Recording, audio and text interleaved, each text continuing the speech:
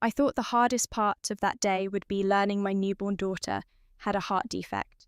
I had no idea that within hours, my husband would pack his bags, walk out of the maternity ward, and leave us both behind like we were broken merchandise he could return for a refund.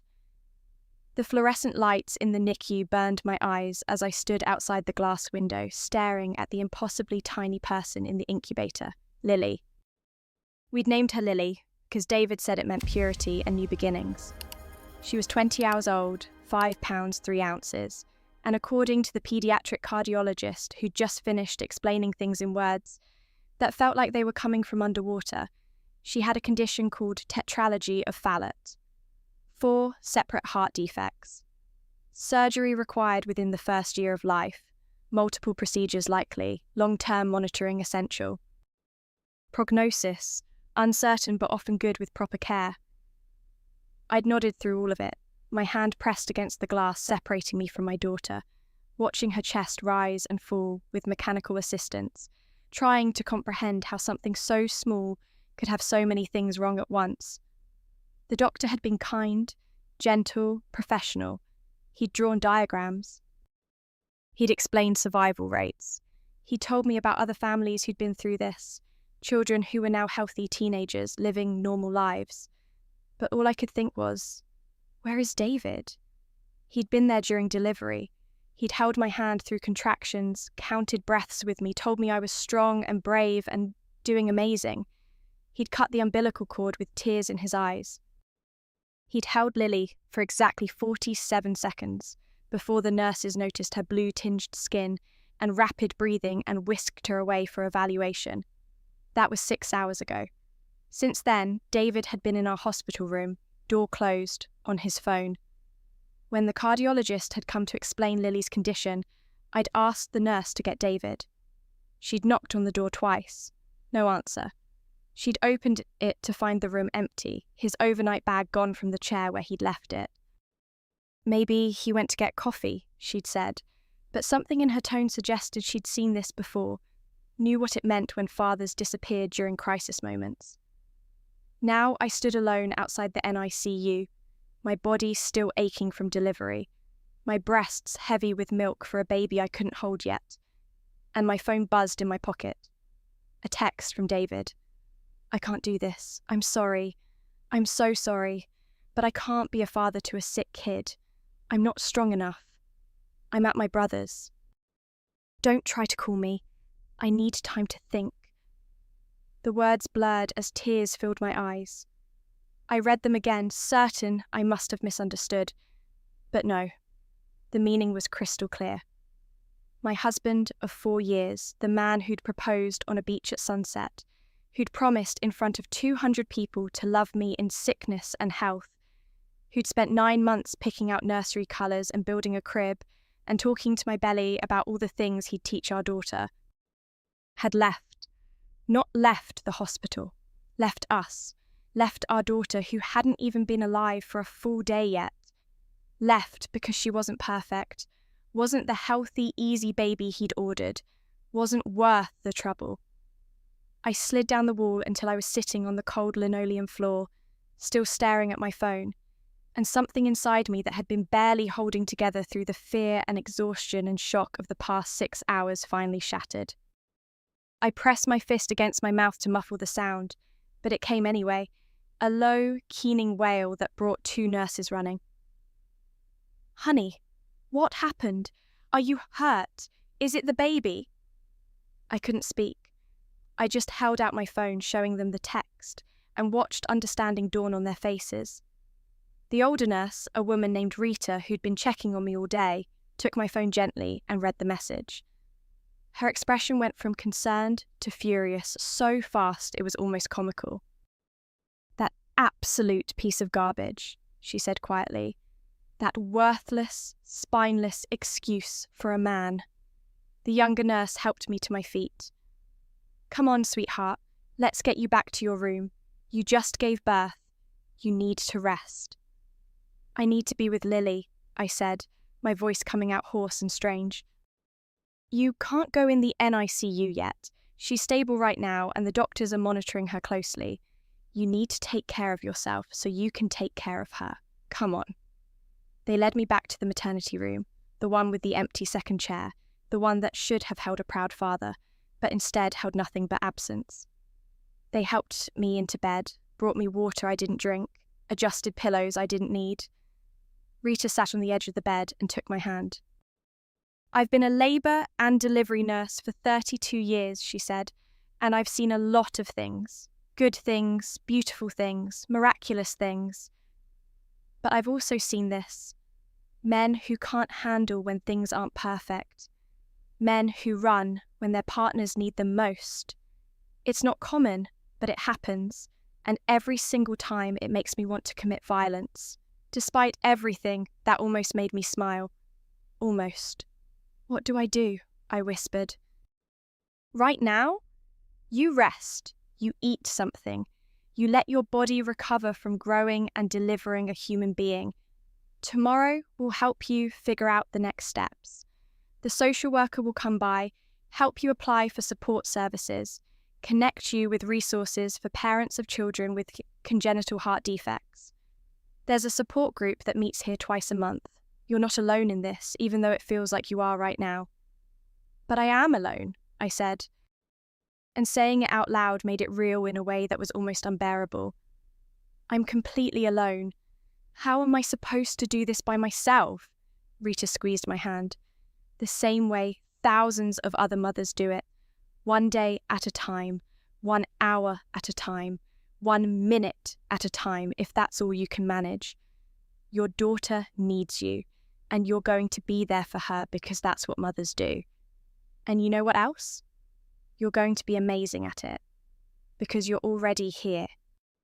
Already fighting for her, already loving her, while her father ran away like a coward. I stayed in the hospital for 3 more days.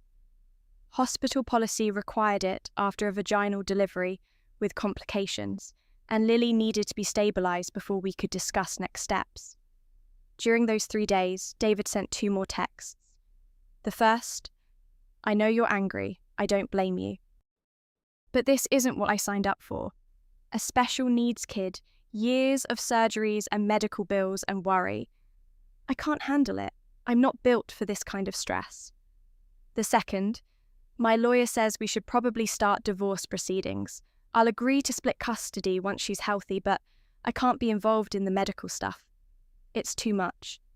I didn't respond to either message. What was there to say? That he was a monster? That he'd abandoned his sick newborn? That I'd never forgive him? He already knew all that. Responding would give him what he wanted: attention, engagement, a chance to defend himself or explain or make excuses. I deleted his number, blocked him on everything. When his mother called, tearful and apologetic, saying her son was going through something and needed time to process, I told her very calmly that if she wanted a relationship with her granddaughter, she was welcome to visit the hospital. If she wanted to make excuses for her son's abandonment, she could do that somewhere else. She visited once, stayed for 15 minutes, cried the entire time, and never came back. On day 4, Lily was stable enough for me to hold her. The nurses showed me how to navigate the wires and tubes, how to support her tiny body, how to be careful with the monitoring equipment. She was so small in my arms, so fragile, her skin nearly transparent, her fingers like delicate flower petals.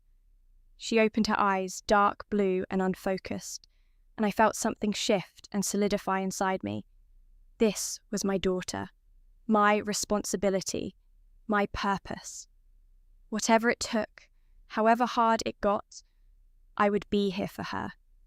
She didn't ask to be born with heart defects. She didn't deserve to be abandoned by her father. She deserved to be loved, protected, fought for. And I would do all of it.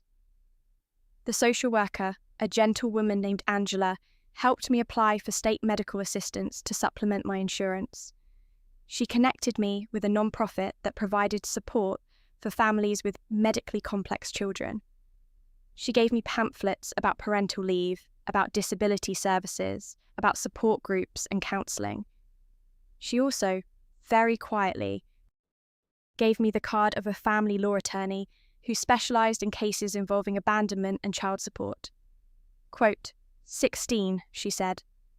Quote, 17. I was discharged on day 5. Lily had to stay another week for monitoring and to begin the medication regimen that would sustain her until she was strong enough for surgery. Leaving the hospital without my baby was the second hardest thing I'd ever done. Right after watching David's text message tell me he was abandoning us. I went home to an apartment that should have been filled with joy and new baby chaos, but was instead silent and hollow. The nursery David had painted was pristine and unused. The crib he'd assembled stood empty. The tiny clothes we'd bought together hung in the closet, tags still attached. I stood in the doorway of that nursery and let myself break down completely. I cried for my daughter, fighting for her life in a hospital incubator. I cried for myself facing single motherhood under the most difficult circumstances imaginable. And I cried for the future I'd planned, the one with a partner and co-parent, the one where I wasn't alone in this impossible situation. Then I dried my eyes, rolled up my sleeves, and got to work. I researched tetralogy of Fallot until I could recite statistics and surgical procedures in my sleep. I joined online support groups for parents of children with congenital heart defects. I made lists of questions for the cardiologist. I learned medical terminology. I transformed from a scared new mother into an informed medical advocate for my daughter.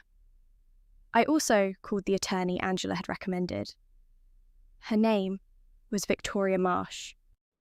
And she listened to my story with a growing expression of cold fury.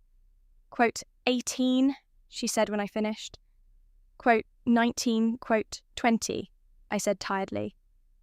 Quote, 21. Quote, 22. Lily came home 2 weeks after she was born.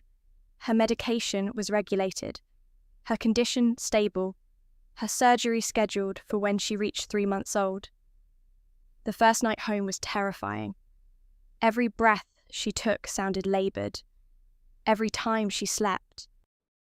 I woke up constantly to check that she was still breathing. The monitors the hospital had sent home beeped and alarmed at random intervals, sending my heart rate skyrocketing each time. But we survived. Day by day, week by week, we found our rhythm. I learned to read her cues, to tell the difference between normal fussiness and distress. I learned to give medications on schedule, to track her weight gain obsessively, to notice subtle changes in her colour or breathing that might indicate problems. I became an expert on my daughter's condition because I had to, because there was no one else. My mother flew in from Arizona to help for 2 weeks. She was wonderful, supportive, enraged on my behalf. I always knew that boy had a weak character, she said, holding Lily carefully while I showered for the first time in 3 days. I just didn't know how weak. He seemed so excited about being a father, I said, emerging from the bathroom wrapped in a towel, feeling almost human for the first time in weeks. He was excited about the idea of being a father. The Instagram photos, the cute baby clothes, the bragging rights. He wasn't prepared for the reality, and when reality didn't match his fantasy, he ran. She wasn't wrong. David had loved picking out baby gear, taking bump photos, telling everyone at work about his upcoming fatherhood, but he'd never engaged with the serious conversations, the ones about what we'd do if something went wrong, how we'd handle difficulties. I'd thought he was just being optimistic. Now I understood he was being willfully ignorant, protecting himself from having to consider imperfection. My friends rallied in ways that shocked and sustained me. A meal train materialised, different people dropping off dinner every night for 6 weeks. Someone organised a fundraiser to help with medical expenses. My colleague Emma created a schedule so someone could be with me at every doctor's appointment, every hospital visit, every moment I might need support. "You're not doing this alone," Emma said firmly when I tried to protest that they were all doing too much. Maybe David left. but your real family is right here. The divorce papers came 6 weeks after Lily was born. David wanted to waive all parental rights and responsibilities. No custody, no visitation, no involvement whatsoever. In exchange, he proposed paying only the state minimum child support, claiming that since he had no relationship with the child, he shouldn't have to bear significant financial responsibility. Victoria's response was legendary. She filed a counter-motion documenting the abandonment, the timing, the vulnerable state in which he'd left both mother and newborn infant.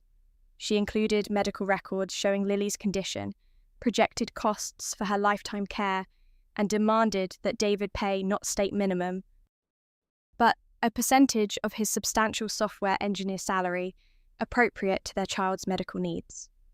Quote, 29. Victoria told me during a strategy session. Quote, 30. The court agreed. David was ordered to pay $1,800 a month in child support, plus 50% of all uninsured medical expenses. He was granted no custody and no visitation rights, exactly as he'd wanted. The judge's written opinion was scathing, noting that, quote 31, David's final text to me came 2 days after the judgment. This is financial slavery. I hope you're happy. I blocked the number without responding. I was many things, exhausted and overwhelmed, and terrified about Lily's upcoming surgery. But happy wasn't one of them. His money was necessary for our survival, but it couldn't buy back what he'd stolen from us. The partnership and co-parenting and shared burden that every parent deserves. Lily's first surgery happened on a grey Tuesday in February when she was 14 weeks old. The procedure took 6 hours.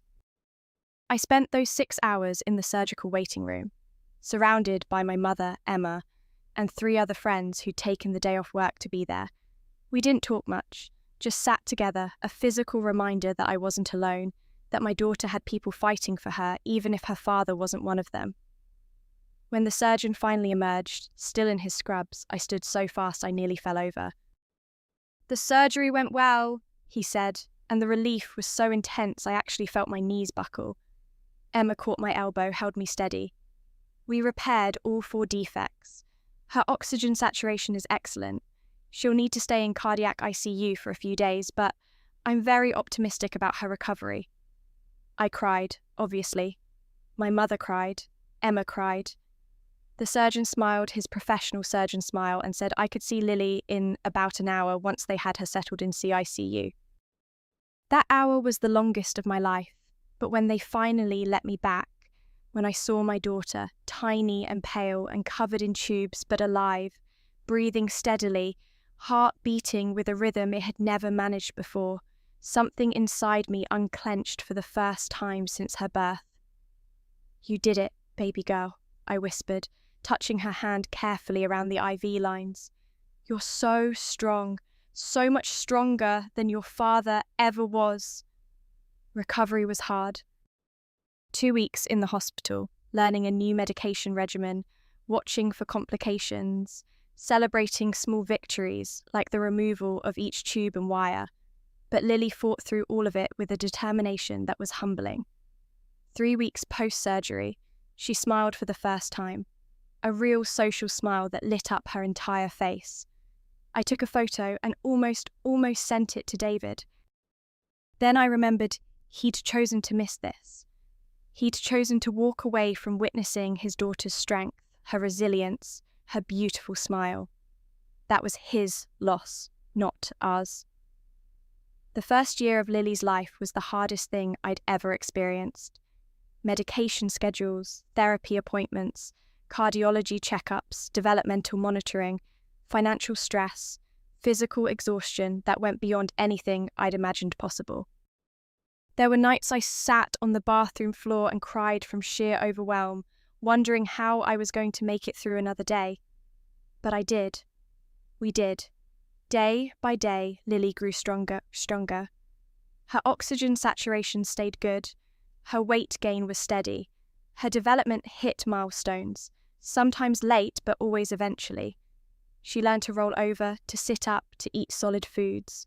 She learned to laugh, to babble, to reach for toys. She became not just my sick child, but my child, full stop. Complex and funny and determined and perfect, exactly as she was. On Lily's first birthday, I threw a party. Not a big party, just close friends and family, but it felt monumental. We'd made it an entire year. We'd survived the surgeries, the setbacks, the fear, the abandonment. We were here, together, celebrating a year of life that her father hadn't believed she deserved to be present for. My mother made a cake. Emma brought presents. Rita, the nurse from the hospital, came with her family. Victoria, my attorney, stopped by with a card. We sang Happy Birthday while Lily sat in her high chair, confused but delighted by the attention, smashing cake into her face with both hands. "Speech!" Emma called out, grinning at me. I stood holding my wine glass, looking around at the people who'd shown up for us. Quote, 37, I said, and everyone laughed. Quote, 38. After everyone left and Lily was asleep in her crib, I sat in the quiet apartment and let myself acknowledge the truth I'd been avoiding. I was angry, furiously, painfully angry at David for abandoning us, for missing this year, for not knowing his incredible daughter, for choosing his comfort over his responsibility, for making me do this alone when it should have been shared. The anger was justified. It was real. It wasn't going away anytime soon, but I also recognized it couldn't consume me, couldn't be the defining emotion of my life, because Lily deserved better than a bitter mother. So I let myself feel it fully, acknowledged it completely, and then I made a conscious choice to not let it poison our joy. David had made his choice. Now I made mine. I chose Lily. I chose being present for her victories instead of dwelling on his absence. I chose building a life that was good and full and meaningful, even if it looked nothing like what I'd planned. Lily's second surgery came when she was 18 months old, a smaller procedure to address a valve issue. This time, I knew what to expect. This time, the terror was manageable. This time, when the surgeon said everything went well, I believed him immediately instead of waiting for the other shoe to drop. Lily recovered faster from the second surgery. She was walking by then, getting into everything, developing a personality that was equal parts sweet and stubborn. Her cardiologist was thrilled with her progress, talking about spacing out appointments, reducing medications, cautiously optimistic language that felt like glimpses of a normal future. When Lily was 2, I started dating again, cautiously, carefully, with very clear boundaries about my daughter and her needs. I met a man named James at a support group for parents of medically complex children. His son had spina bifida. He understood doctor's appointments and medication schedules and the bone-deep exhaustion of medical parenting. He understood what it meant to love a child who needed more, gave back more, taught you more than you'd ever imagined possible. Our first date was at a pediatric therapy centre, while our kids had occupational therapy. We drank bad coffee from a vending machine and talked about the specific challenges of finding childcare that could handle medical equipment. It was the least romantic first date imaginable, and it was perfect. Quote 39. I told him on date 3, needing him to know the full story before we went any further. Quote 40, James said. Quote 41. Quote 42. Quote 43. I almost cried right there in the restaurant. James met Lily 2 months later. He brought her a stuffed elephant that she immediately loved. He sat on the floor to play with her, patient when she got tired quickly, understanding about her limitations, celebrating her abilities. Lily took to him immediately, which shocked me. She was usually cautious with new people. Underscore, quote, underscore 44, underscore, James said later, after Lily had fallen asleep on the couch between us. Quote 45. David called for the first time in 2 years when Lily was 3. I almost didn't answer the unknown number, but something made me pick up. "Claire, it's David." I said nothing, waiting. I know I have no right to call. I know I don't deserve to ask. But I was wondering if maybe I could meet her. Lily, my daughter. I've been in therapy, working through things, and my therapist thinks it might be good for me to try to connect. "No," I said. "Please, just hear me out. I made a terrible mistake. I was scared and overwhelmed, and I handled it in the worst possible way. But I want to make it right now. I want to be part of her life." "No," I repeated. Harder this time. "You don't get to do this. You don't get to walk back in now that the hard part is done. You don't get to decide you're ready to be a father after missing the first 3 years of her life. You made your choice in that hospital. You chose yourself over your newborn daughter. Live with it. Claire, please, you wanted to waive parental rights. You got what you wanted. Lily has a life now, a good life. And she doesn't need you disrupting it because you've decided you're ready. She needed you when she was born. She needed you during her surgeries. She needed you during all the nights I sat up alone, terrified she'd stop breathing. You weren't there. You don't get to be here now." I hung up. He called back twice. I blocked the number. He sent an email. I deleted it unread. Victoria sent a cease and desist letter reminding him that he'd legally waived all parental rights and contact would constitute harassment. That was the last I heard from him.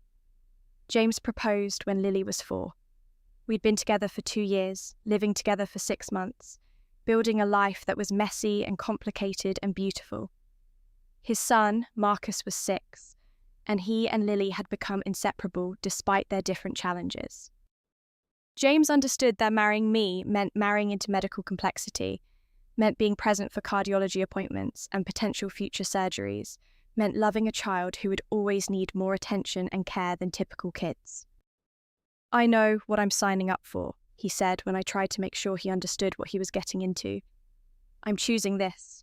I'm choosing you and Lily, both of you exactly as you are."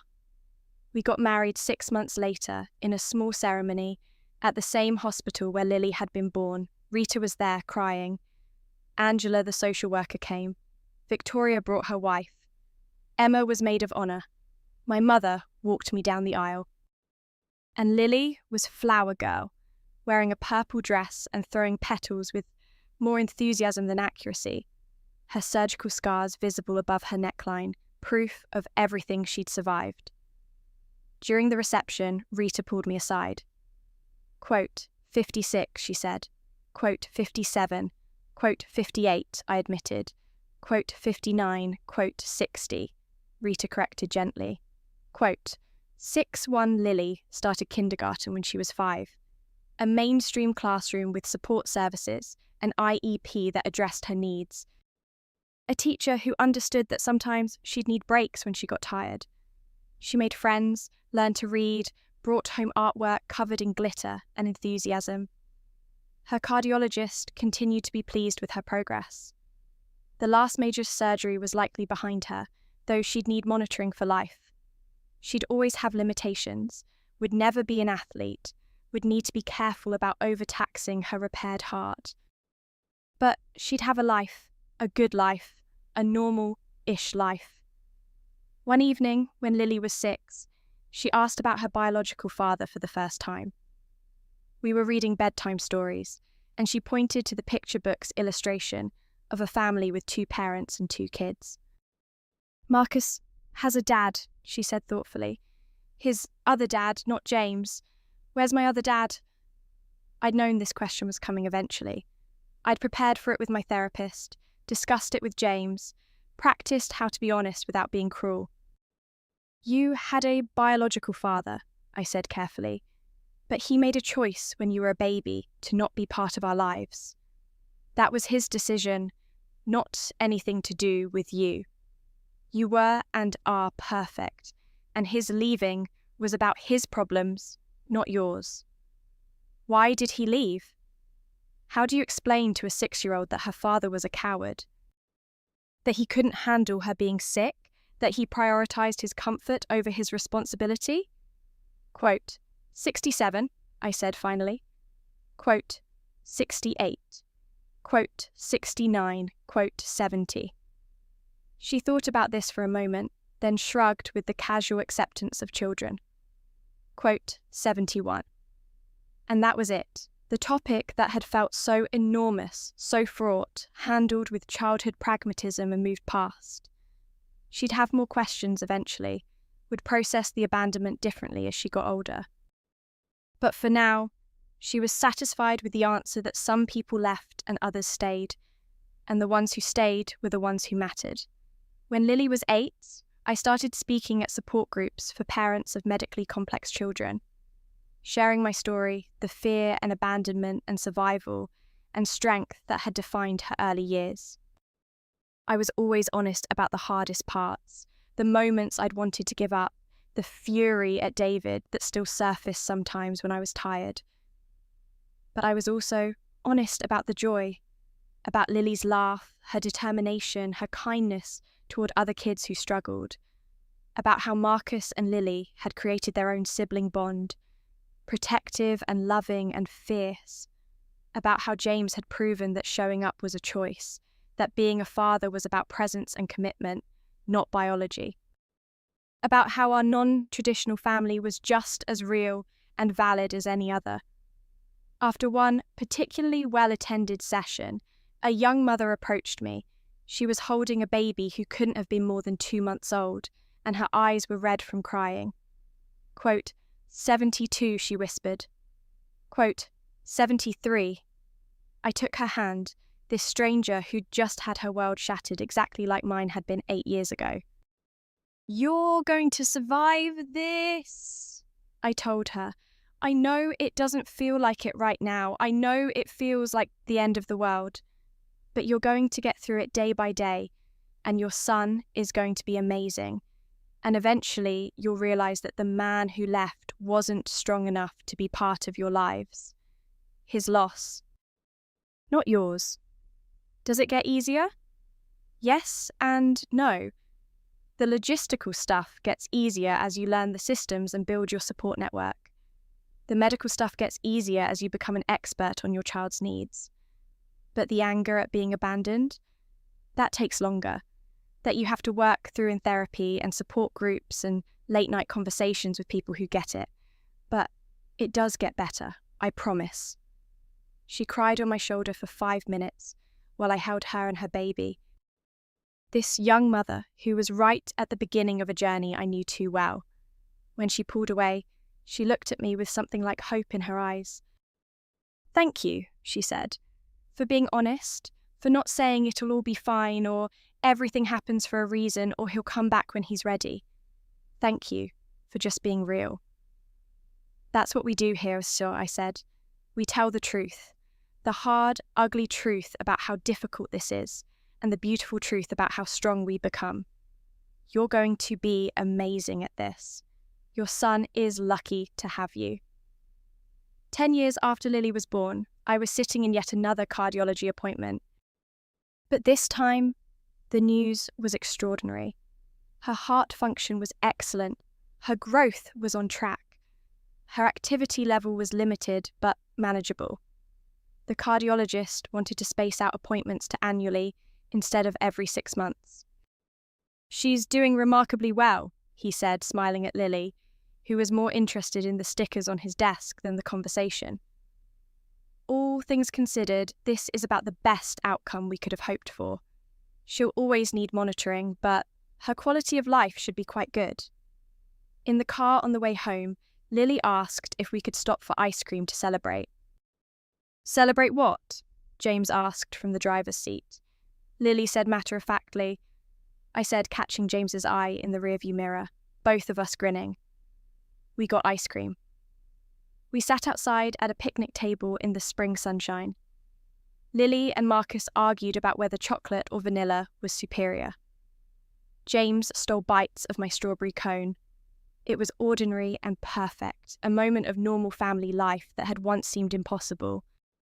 That night, after the kids were asleep, I sat on our back porch with a glass of wine, thinking about the journey from that hospital room 10 years ago to this moment.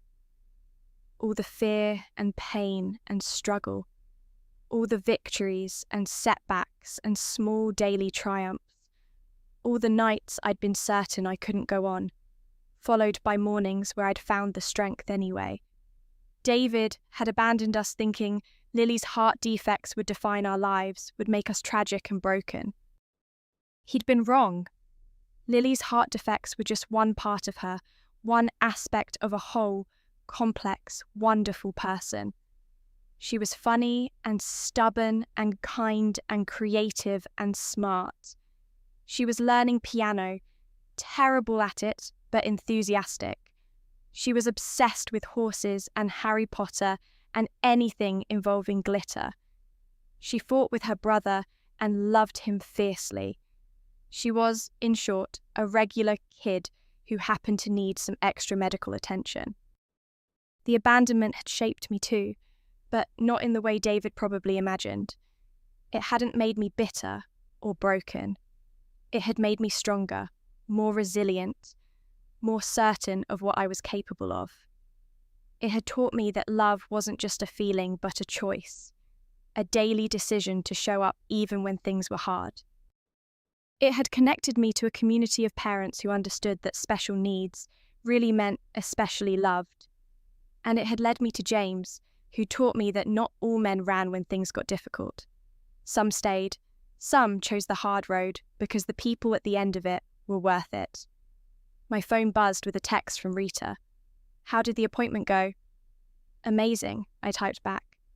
"Annual checkups from now on. That's my girl. Give her a hug from me." I would. I'd give her 100 hugs tonight and tomorrow and every day after, because unlike her biological father, I'd stayed. Through the scary diagnoses and the surgeries and the sleepless nights and the uncertain futures, I'd stayed.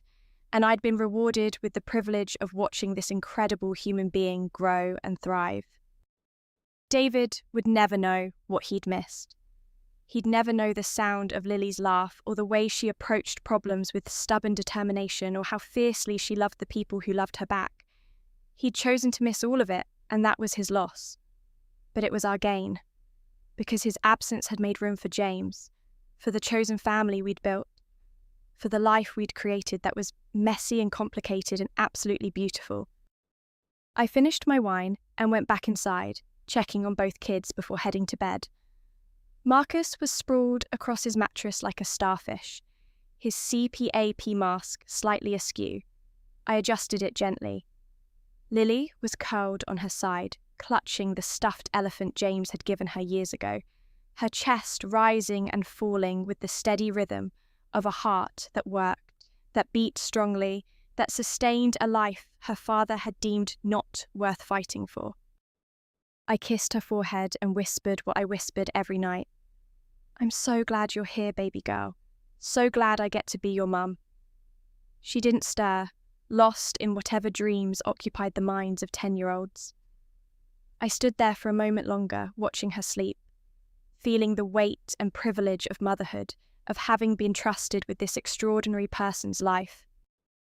Then I went to bed next to my husband, in a house full of people who'd chosen each other, who'd chosen to stay through the hard parts, who proved every single day that family wasn't about biology or perfection.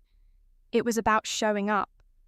And we'd shown up every single day for 10 years, and we'd keep showing up for as many years as we were given, because that's what real love looked like. Not the fantasy version David had wanted, where everything was easy and perfect and Instagram-worthy. The real version. Messy, complicated, difficult, and worth every single struggle.